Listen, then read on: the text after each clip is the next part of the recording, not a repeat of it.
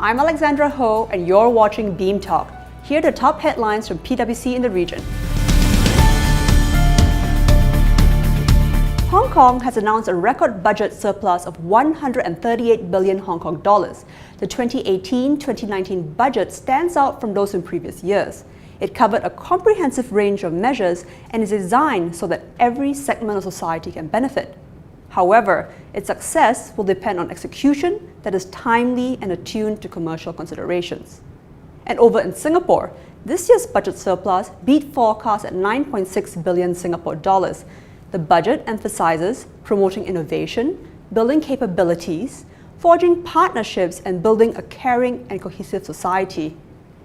Now, while optimism for global growth among CEOs has grown considerably since last year, the increase is particularly pronounced among business leaders in mainland China and Hong Kong. That's according to PwC's Global Survey of over 1,200 CEOs around the world. We have Raymund Chao, PwC Asia Pacific and Greater China Chairman, to tell us more about the findings from mainland China and Hong Kong. So Raymond, we've just released the Global CEO Survey China Cut. And there are many findings, and let's start easy. What was the one finding which you found most interesting? Well, thanks, Alex. I guess the bigger trend that I'm seeing at this point with this year's CEO survey in China is that there is huge optimism in terms of economic growth over the next 12 months. Specifically, if you look at the statistics, over 69% of the CEOs in China are confident about economic growth over the next 12 months. 69% is a significant increase from a year ago, which was just over 1/3. And what that means is it will translate into CEOs seeing more business opportunities, more confident in terms of making the right level of investments. And if you look at China specifically, the Made in China 2025 initiative, if you look at the Belt and Road initiative, that's again driving a lot of potential opportunities for Chinese CEOs as well. And then if you look at the Greater Bay Area, the Beijing, Tianjin, and Hebei city cluster, these are all fantastic opportunities or initiatives for China CEOs to make the relevant investments.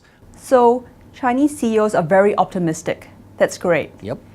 But we've also found that the CEOs have concerns about economic, societal, and business risks. So what's keeping Chinese CEOs up at night? So the availability of key talents, digital talents. Secondly, cybersecurity, information security. And then thirdly, and it goes back to this whole trend, which is the speed of technological change. But most importantly, as they go through that transformation, transforming their business, is the availability of the key talents. And many of the Chinese CEOs are doing a heck of a lot, actually. First of all, retraining their people, having the right L&D, learning and development programs established to build their workforce, to retrain their workforce. An important key element in all of this is the transparency with their workforce in terms of the impact of AI or automation that they're going through, or they will be putting through, and sharing that with their employees. So moving on to the last question. CEOs face a challenge of maximizing shareholder returns and contributing common prosperity or delivering value for all stakeholders. What can businesses do to address the divide between the two and to build trust among all stakeholders? Trust is actually a key element in how CEOs continue to grow their businesses and win the support of their customers and their employees. So well over 80% of the CEOs are trying to measure the trust level between the company and the employees, and then the company and the customers. So I think that's very encouraging, and that's very important. The trust agenda is so important in today's world. Thank you very much for your time, Raymond. You're most welcome, Alex. As we celebrate International Women's Day this month, we asked our people to name their women role models. Well, the first person that came to my mind is Emma Watson. Not only does she have good acting skills, She's also the ambassador of United Nations He for She program. Victoria Beckham is the first name that comes to my mind. Victoria Beckham famously made the transition from pop star to fashion designer by putting her head down, staying focused, and working hard. She created a quite successful brand. For me, the successful modern women would be the working mothers because they are able to have a balance between work and life. On one hand, they take care of their family as well as go out and meet their friends, but on the other hand, they also have a career.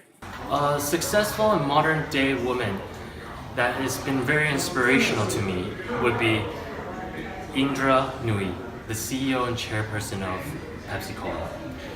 The reason why I'm so inspired by her is, other than her amazing and many work achievements, it's her idea and perseverance to follow what she wants.